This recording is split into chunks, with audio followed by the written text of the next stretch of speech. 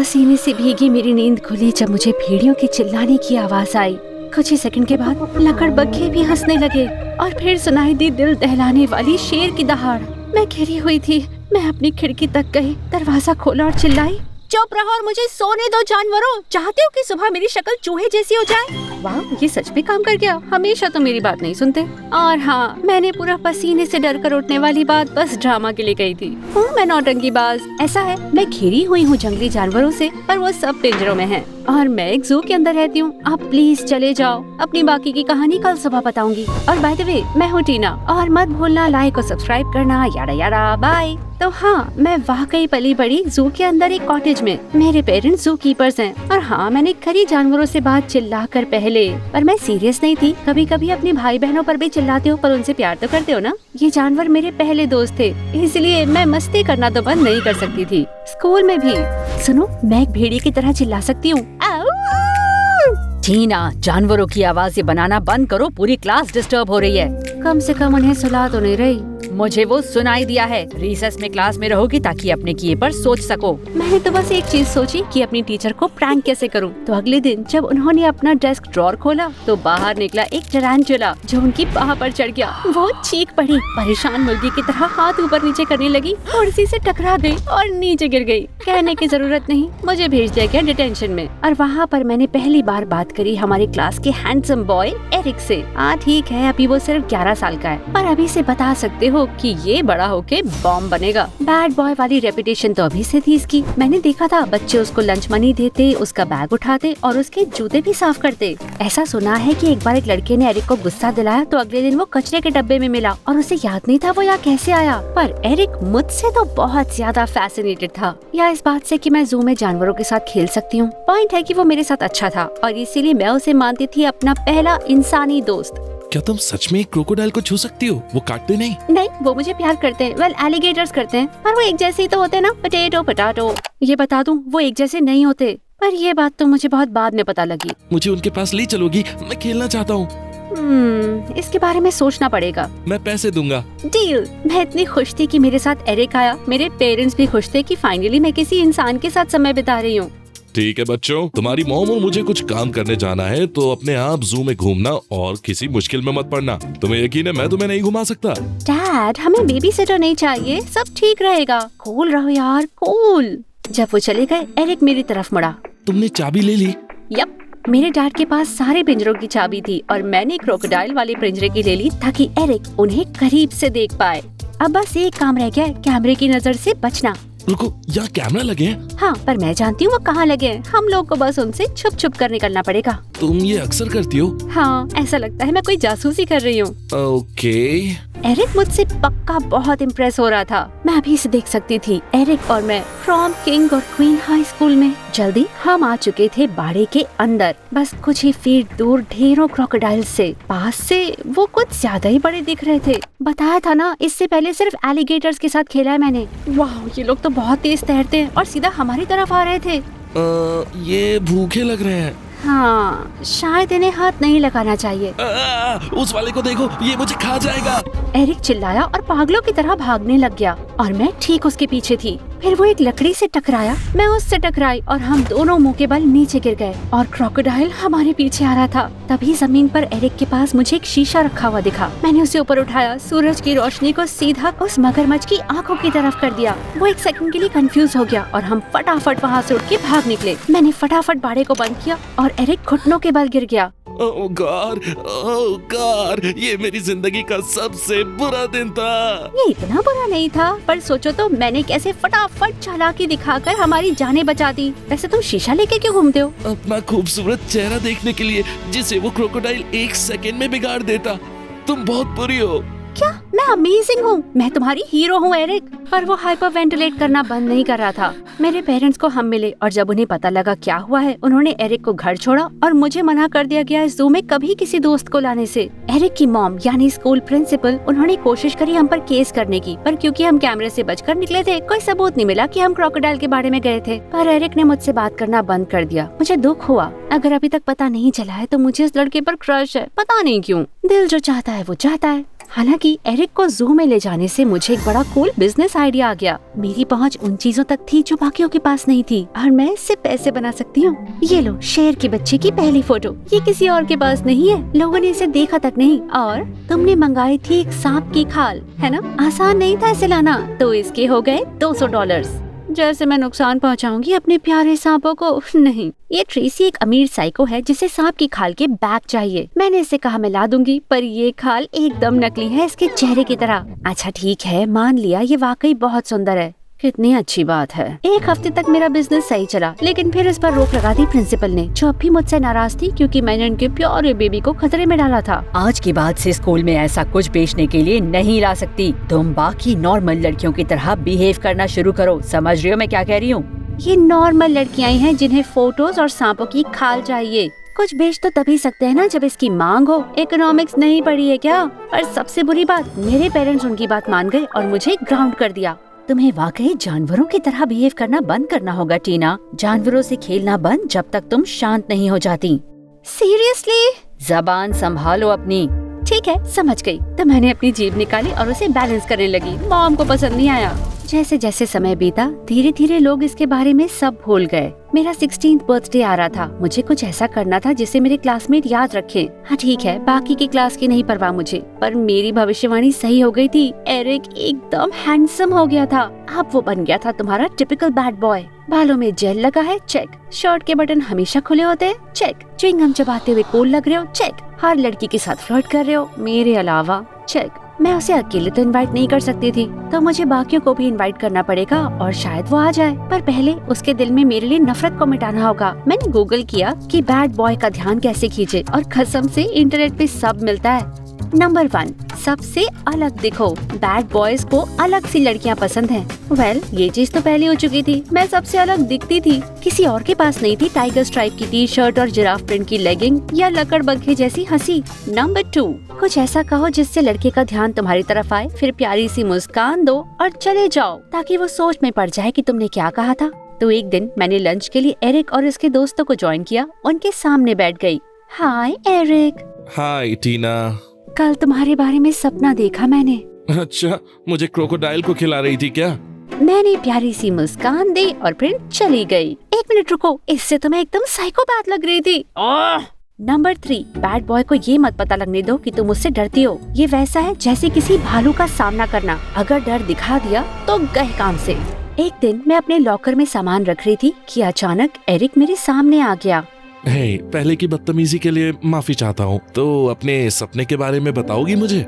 हाँ, वेल, तुम मेरे बॉस नहीं हो। मैं नहीं डरती तुमसे। मेरा मन होगा तो तुम्हारा सपना देखूंगी, मन होगा तो तुम्हें बताऊंगी। फिर उसके पैर पे पैर मारकर मैं चली गई। अभी ये क्या कर रही थी मैं?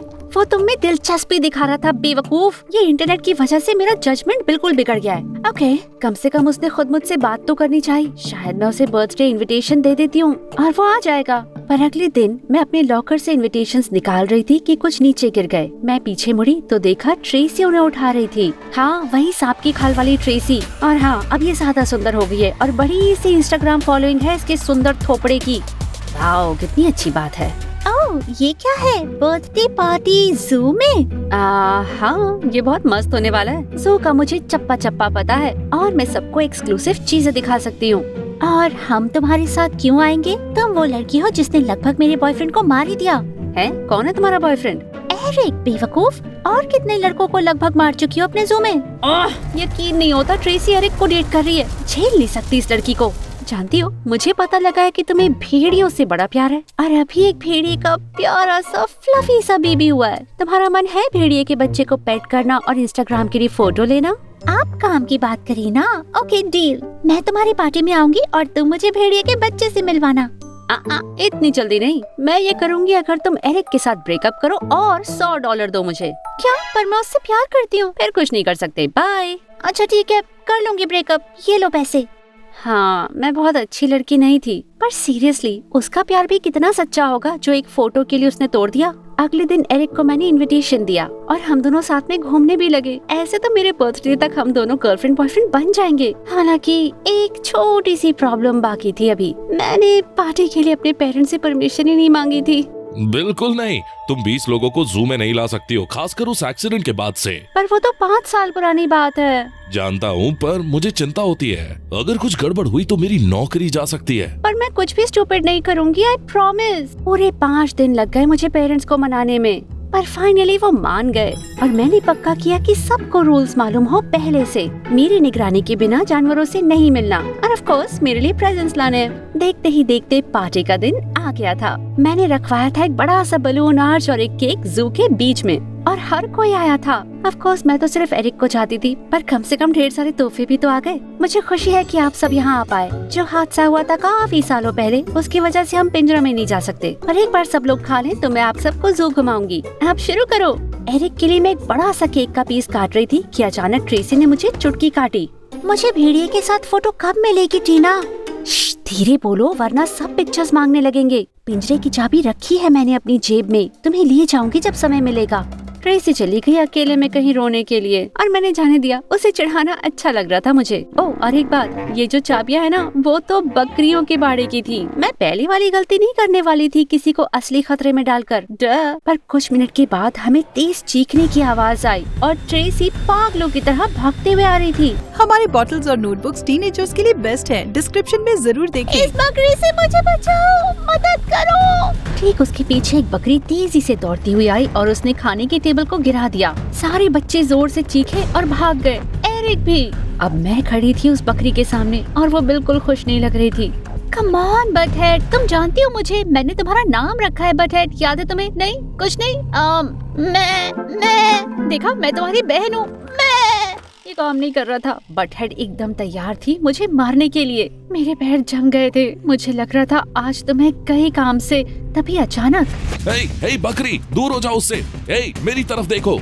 एक चश्मा लगाए लड़का जिसे मैंने पहले कभी नहीं देखा था, मुझसे थोड़ा दूर खड़ा था। वो बटहेड की तरफ सीटियाँ बजा रहा था और अजीब अजीब मुंह बना रहा था। तुम पागल हो क्या?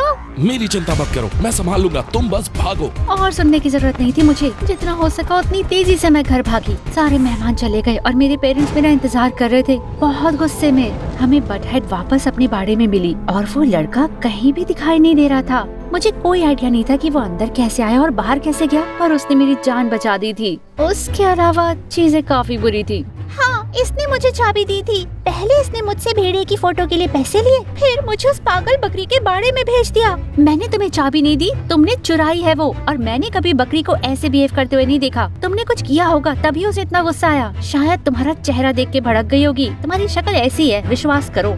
पर हर कोई मेरे खिलाफ था, एरिक भी। वेल, खासकर एरिक। तुम कितनी अजीब हो टीना, जब देखो तब हमें मुसीबत में डालती रहती हो। दूर रहा करो हमसे। जू के अधिकारियों ने केस की जांच की। मेरे पेरेंट्स को नौकरी से नहीं निकाला, पर ये बोल दिया कि हमें वहाँ से जाना होगा। मुझे हमेशा के लिए बैन कर दिया। हम नए घर में शिफ्ट हुए और अगला हफ्ता मैंने अपने कमरे में रोते हुए बिताया। मुझे ग्राउंड भी कर दिया गया था। फिर डैड मेरे कमरे में आए। समय आ गया है कि तुम थोड़ी बड़ी हो जाओ टीना। इस गर्मी में हम तुम्हें कैंप भेज रहे हैं जहाँ थोड़ी तमीज सीख लो तुम। क्या? और वेल, इस तरह से मैं आई यहाँ। ये जगह एकदम बोरिंग है। हम बाहर टेंट में सोते हैं जो कि बिल्कुल कंफर्टेबल नहीं है, और हम बस पढ़ाई करते हैं। ठीक है, कभी कभी नदी में तैरने भी जाते हैं, पर ज्यादातर ये बस अनोइंग है। और बुरी खबर सुनोगे, ट्रेसी भी वहाँ पर थी। टीना के पास मत जाना, वो जानवरों के साथ बड़ी हुई है। जानवरों वाली बीमारी है, उसे काट लेगी। फिर मत बोलना नहीं बताया। ट्रेसी की वजह से ज्यादातर लोग मुझसे दूर ही रहते थे। मैं अकेली पड़ गई थी, पर एक बात अच्छी थी, यहाँ पर मुझे जानवरों की किताबें पढ़ने का बहुत टाइम मिला। अच्छा लग रहा था। हमेशा जानवरों के साथ सिर्फ खेला ही है, अब उनके बारे में जान रही थी। इसके बाद शायद मैं एक वेट भी बन जाऊं। एक दिन वो मेरा मजाक उड़ा रही थी और मैं कर रही थी कोशिश उसे इग्नोर करने की। तो कैसा लग रहा है जू से निकाले जाना? क्या अपने 4 पैर वाली दोस्तों को मिस करती हो? उनकी पॉटी को मिस करती हो? तुम्हें पता भी है ताज़ी हवा क्या होती है? हे, बकवास बंद करो, अकेला छोड़ो उसे। ये आवाज बहुत जानी पहचानी थी। मैं मुड़ी तो मैंने देखा वही जू वाला लड़का खड़ा है। रुको, ये तुम हो? तुमने मुझे बकरी से बचाया? हाँ, मैं मेसन हूँ। वैसे मैं कई सालों से जू में आता जाता रहा हूँ। जानवरों के साथ टाइम बिताना पसंद है मुझे। और उस दिन ऐसे ही मैं घूम रहा था जब मैंने देखा कि तुम्हारी दोस्त ट्रेसी ने तुम्हारी जेब से चाबी निकाली। मैंने कुछ फोटोज भी ले ली थी।